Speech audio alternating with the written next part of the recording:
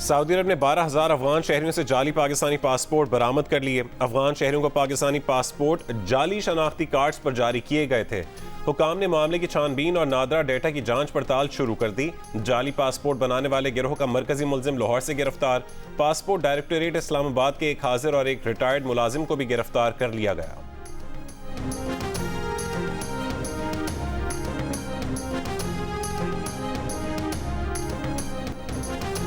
गजा में जंग बंदी के लिए आलमी बिरादरी मुतहरिक। अमरीका, सऊदी अरब, ईरान, मुत्तहिदा अरब अमारात, तुर्की और उर्दन की सिफारती कोशिशें तेज। चीनी वजीर खारजा ने कहा कि मौजूदा तनाज़े की असल वजह फ़लस्तीनी अवाम को इंसाफ न मिलना है। चीन आलमी क़वानीन की खिलाफ वर्जियों की मज़म्मत करता है। अमरीकी वजीर खारजा एंटनी ब्लिंकन ने कहा कि इंसाफ, वक़ार और आज़ादी के साथ रहने की फ़लस्तीनियों की ख्वाहिशात जायज़ हैं, लेकिन हमास फ़लस्तीनियों की नुमाइंदा नहीं। हमास ने दाइश की याद दिला दी। मुत्तहिदा अरब अमारात के सदर शेख मोहम्मद बिन जायद और अमरीकी सदर जो बाइडन का राबता। शहरियों के तहफ़्फ़ुज़ को तरजीह देने और इंसानी इमदाद के लिए महफूज राहदारी खोलने की ज़रूरत पर जोर। ईरान के सदर इब्राहिम रईसी का सऊदी वली अहद शहजादा मोहम्मद बिन सलमान से राबता। फ़लस्तीनियों के खिलाफ जंगी जराइम के खात्मे पर इत्तफाक। सऊदी वली अहद का तुर्क सदर रजब तैयब एर्दोगान को भी टेलीफोन। इसराइल की जानिब से फ़लस्तीनी शहरियों को निशाना बनाने की मज़म्मत की। शाम के सदर बशार अल असद और ईरान के सदर इब्राहिम रईसी का राबता। फ़लस्तीनी अवाम की हिमायत का ऐलान। कहा कि फ़लस्तीनियों को दिफा का हक भी है और उनकी मज़ाहमत भी जायज़ है। पाकिस्तान का फ़लस्तीन के मामले पर अक़वाम मुत्तहिदा की करारदादों पर अमल दरामद पर जोर।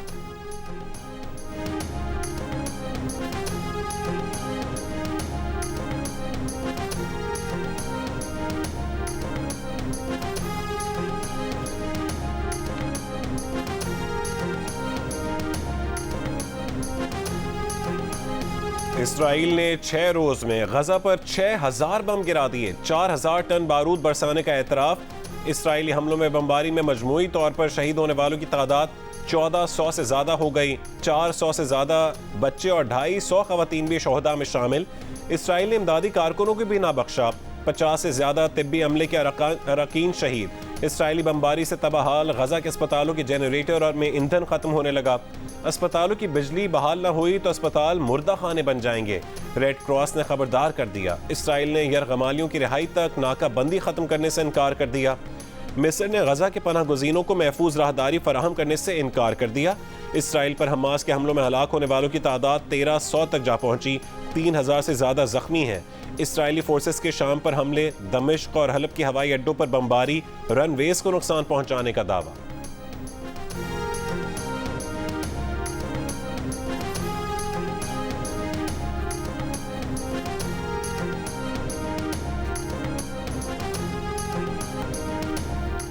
इसराइल के दिफा के लिए अमरीकी सदर का झूठ पकड़ा गया। हमास के हाथों 40 इसराइली बच्चों के सर कलम करने के बयान पर व्हाइट हाउस ने वजाहत जारी कर दिया।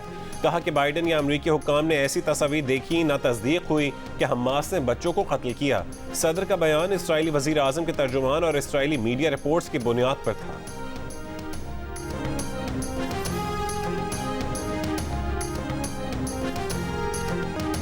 गजा में फ़लस्तीनियों पर इसराइली फ़ौज के हमलों की रिपोर्टिंग करती तुर्क रिपोर्टर जज्बात पर काबू न रख सकीं।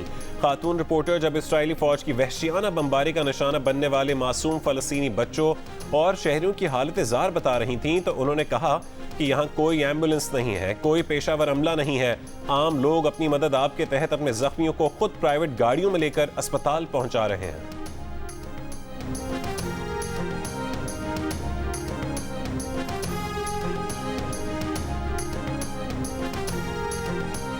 नवाज शरीफ की लंदन से सऊदी अरब आमद, उम्रे की सादत हासिल कर ली। रोज़े रसूल सल्लल्लाहु अलैहि वसल्लम पर हाजिरी देंगे। सऊदी हुक्काम से मुलाकातें भी मुतवक्के। नून लीग के कायद 21 अक्टूबर को दुबई से लाहौर पहुंचेंगे। मुझे ये कहते हैं कि 2022 में अप्रैल में जब मैंने मनसब संभाला मखलूत हुकूमत का, तो शहबाज शरीफ 16 महीने में तुमने अपनी सियासत को नुकसान पहुंचाया। खुदाए बुजुर्गों बरतर की कसम है, मैं आपको आज उस अल्लाह जिसके कब्जे में हम सब की जान है, मैं आपको बताना चाहता हूं कि मुझे उसका 1 सेकंड के लिए कोई मलाल नहीं, इसलिए कि मैंने नवाज शरीफ की क़यादत में और मखलूत हुकूमत ने हमने रियासत को बचाया और सियासत को हमने उसकी परवाह नहीं की। बताएं, नवाज शरीफ के दौर में खुशहाली थी या गालम गलोच थी? पिछले 4 सालों में नौजवानों को गालम गलोच सिखाई गई, ना जाने क्या क्या जबान इस्तेमाल की गई।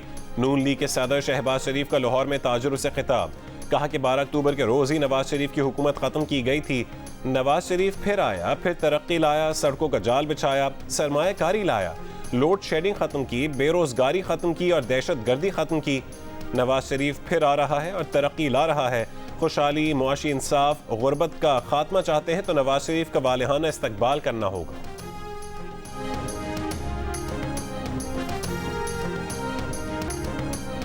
इलेक्शन एक्ट 2017 में 5 साल की नाअहली से मुतालिक तरमीम के बाद नवाज शरीफ की नाअहली खत्म हो गई। इलेक्शन एक्ट कानून साजी के बाद नवाज शरीफ और दीगर तमाम लोग जिन्हें ताहयात नाअहल किया गया वो अहल हैं। नून लीग के सेनेटर आजम नज़ीर तारड़ का मौक़िफ़, कहा कि कानून कहता है जहां आइन कुछ ना हो तो कानून साजी से आगे बढ़ा जा सकता है। एक सवाल पर बोले कि supreme court practice and procedure फैसले ने पार्लियामेंट को मजबूत किया है। सुप्रीम कोर्ट ने पार्लियामेंट की कानून साजी की ताकत को तस्लीम किया है। निगरान वज़ीर आज़म अनवारुल्लाह काकड़ ने कहा है कि वह इंतख़ाबात के इनेकाद के हवाले से मुतमईन है। यकीन है कि इलेक्शन कमीशन जिस तारीख का ऐलान करेगा उसी तारीख को इंतख़ाबात हो जाएंगे। एक इंटरव्यू में कहा कि बलूचिस्तान में सिक्योरिटी और गवर्नेंस के चैलेंजेस का सामना है। गवर्नेंस पर बात करें तो महदूद वसाइल और उनकी बद इंतज़ामी के मसाइल हैं। जब इन दोनों पहलुओं पर तवज्जो होगी तो गवर्नेंस का मसला हल हो जाएगा।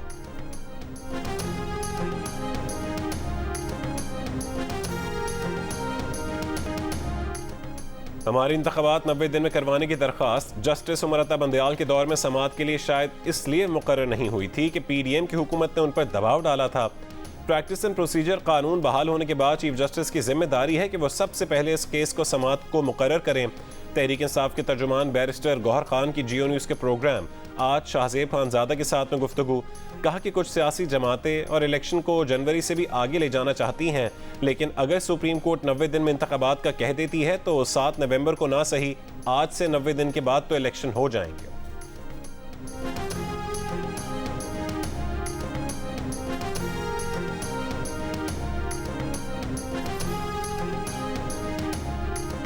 जब भी मुल्क कौम को जख्म लगते हैं हर बार नवाज शरीफ आकर मरहम रखता है। मरीम नवाज का पार्टी कारकुनों से खिताब, कहा कि सब खराब होने के बाद अब सब ठीक करने के लिए नवाज शरीफ की ज़रूरत है। मुल्क कौम से वादे निभाना और मुश्किलात से निकालना ही नवाज शरीफ की रिवायत है। नवाज शरीफ एक बार फिर अवाम और मुल्क को बचाने वापस आ रहे हैं। एटमी क़ुव्वत पाकिस्तान को मुआशी क़ुव्वत बनाएंगे, यही एजेंडा पूरा करने नवाज शरीफ आ रहे हैं। मरियम नवाज के बेटे जुनैद सफदर और अहलिया के दरमियान तलाक हो गई। जुनैद सफदर ने एक पैगाम में तलाक की तस्दीक करते हुए उसे निजी मामला करार दिया और मीडिया से प्राइवेसी के एहतराम की दरख्वास्त की। कहा कि वो इस मामले पर मजीद बात नहीं करेंगे। साबिका अहलिया के लिए नेक ख्वाहिशात का इजहार। जुनैद सफदर की शादी 2 साल पहले नवाज शरीफ के करीबी साथी सैफुर रहमान की साहबजादी से हुई थी।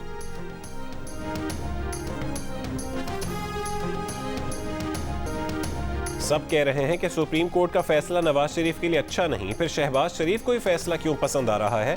PTI रहनुमा असद उमर का सवाल, कहा कि बड़ी बात है कि एक फैसले पर तहरीक इंसाफ भी खुश है और शहबाज शरीफ भी खुश है। एक सवाल पर बोले, उस्मान डार और सदाकत अब्बासी की तरह कोई काम करना होता तो कर चुके होते।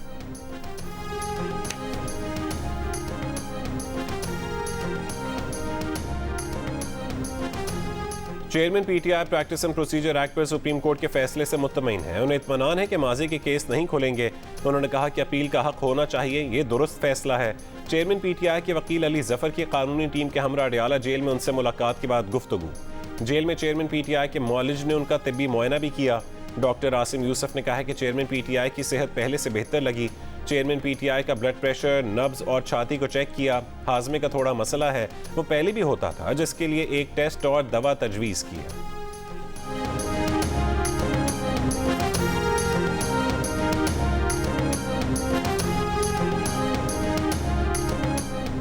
जुडिशल कॉम्प्लेक्स में तोड़ फोड़ का केस, वकील सफाई की अदालत से चेयरमैन PTI की प्रोडक्शन ऑर्डर जारी करने की दरखास्त, जुडिशल कॉम्प्लेक्स में पेश करने का नोटिस जारी करने की इस्तदा।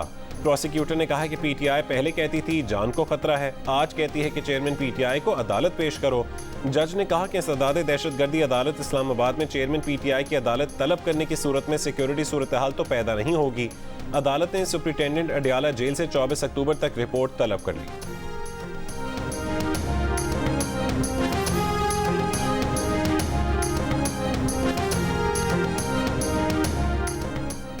एहतसाब अदालत ने बुशरा बीबी की गिरफ्तारी से मुतालिक दरखास्त क़ब्ल-अज़-वक़्त करार दी थी।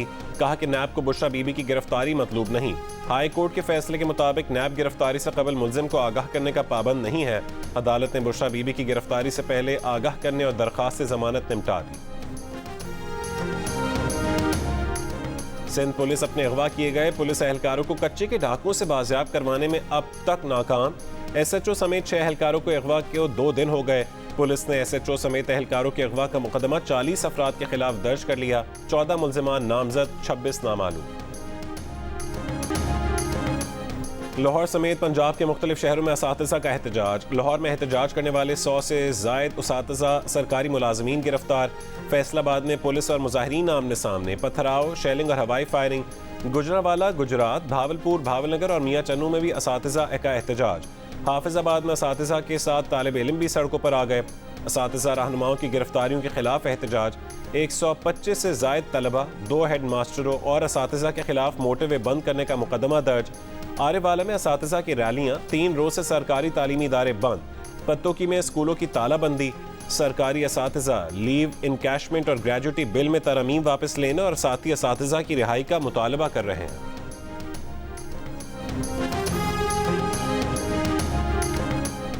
पाकिस्तानी प्रेजेंटर ज़ैनब अब्बास ने कहा है कि ना भारत से डिपोर्ट किया गया, ना भारत से निकलने का कहा गया।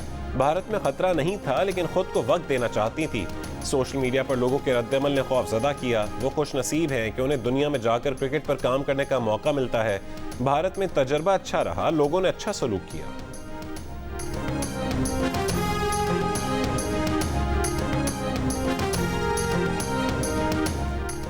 स्वीडन में पहली बार कुरान पाक की बेहुरमती करने वाले को मुजरिम करार दे दिया गया। स्वीडन की जिले अदालत ने 27 साल शख्स को नस्ली गिरोह के खिलाफ एहतजाज का मुजरिम ठहराया।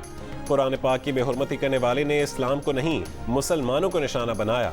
मुजरिम का अमल किसी जिम्मेदाराना बहस या मकसद के लिए नहीं था। मुजरिम करार दिए गए शख्स ने सितंबर 2020 में कुरान पाक की बेहुरमती की थी। बढ़ता इसराइली दबाव। अमरीका और कतर ईरान की $6 अरब तक रसाई रोकने पर राजी हो गए। अमरीकी पाबंदियों की वजह से रकम जनूबी कोरिया में मुंजमद थी।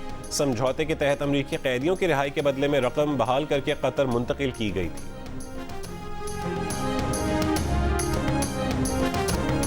दुनिया भर में इसराइली हमलों के खिलाफ और मजलूम फलस्तीनियों के हक में मुजाहिरे और रैलियां। कनाडा के शहर टोरंटो में फलस्तीनियों के हक में इसराइली कौंसलेट तक मार्च किया गया। जनूबी अफ्रीका के शहरों जोहानिसबर्ग और केप टाउन में भी इसराइली हमलों के खिलाफ रैलियां निकाली गईं। मुजाहिरीन ने मजलूम फलस्तीनियों के हक में और इसराइली जाहिरियत के खिलाफ नारे लगाए। ऑस्ट्रिया और उर्दन में भी फलस्तीनियों के हक में मुजाहिरे किए गए।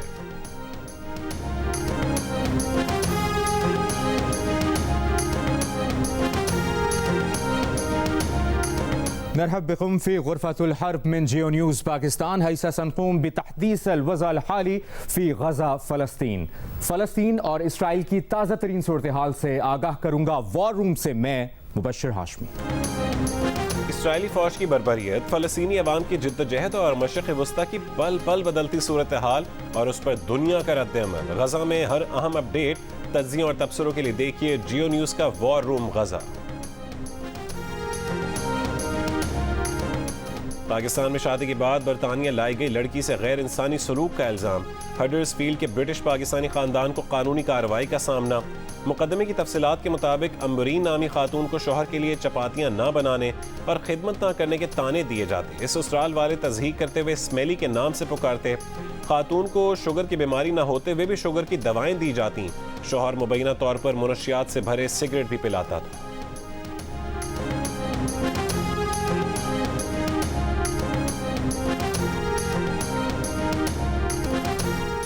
वर्ल्ड कप के 2 मैच 2 सेंचुरियां। वर्ल्ड कप में जनूबी अफ्रीका के ओपनर क्विंटन डी कॉक की श्रीलंका के बाद ऑस्ट्रेलिया के खिलाफ भी सेंचुरी। जनूबी अफ्रीका ने पहले खेलते हुए ऑस्ट्रेलिया को जीत के लिए 312 रन का हदफ दिया।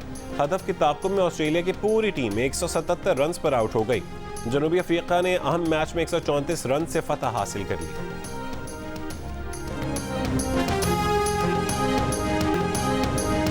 सबसे बड़ा मैच, सबसे बड़ा टाकरा। एक मैच मैदान में, 2 स्क्रीन पर। शहजाद इकबाल और विक्रांत गुप्ता की मेजबानी में जियो न्यूज़ और आज तक आमने सामने। पाकिस्तान से मेहमान होंगे अब्दुल रज़ाक, मोहम्मद आमिर और इमाद वसीम। भारत से होंगे सुनील गावस्कर, मदन लाल और सुरेश रायना आज रात 8 बजे सिर्फ जियो न्यूज पर। एक और टाकरी की मेजबानी करेंगे जियो न्यूज पर दानिश अनीस और भारत से होंगी एबीपी की प्रीति दहिया आज शाम 5 बजे।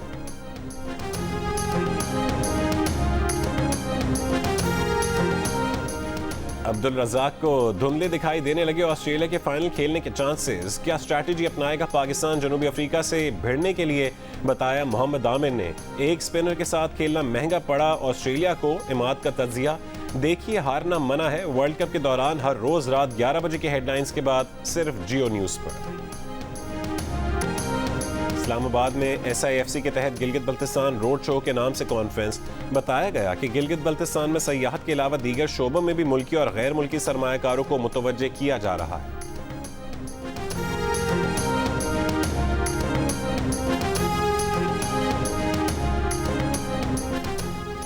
बलोचिस्तान के शहर कल्लात में हिंदू बिरादरी का 3 रोज़ा सालाना त्यौहार। मुख्तलिफ ममालिक से हिंदू यात्रियों की शिरकत। त्यौहार कल्लात के 1500 साल कदीमी काली माता मंदिर में रिवायती जोश जज्बे से मनाया जा रहा है। 7 स्काई एंटरटेनमेंट के नाजरीन के लिए एक और अछूते मौजू पर दिलचस्प कहानी। नाजरीन के पसंदीदा चैनल जियो टीवी से शुरू होने जा रहा है एक नया सिलसिला। देखिए ड्रामा सीरियल बेलगाम 13 अक्टूबर से रोजाना रात 9 बजे सिर्फ जियो पर। शहनशाह कव्वाल, अजीम मौसीकार, अजीम गुलकार उस्ताद नुसरत फतेह अली खान, जो गाया दिल में उतर गया। और आवाज के राजकुमार, अदाकारों से भी बड़े सुपरस्टार किशोर कुमार को दुनिया से गुजरे 36 बरस हो गए। सुपरहिट गीत नहीं भूले परस्तार, दिलों पर राज करने वाली आवाज आज भी सदाबहार।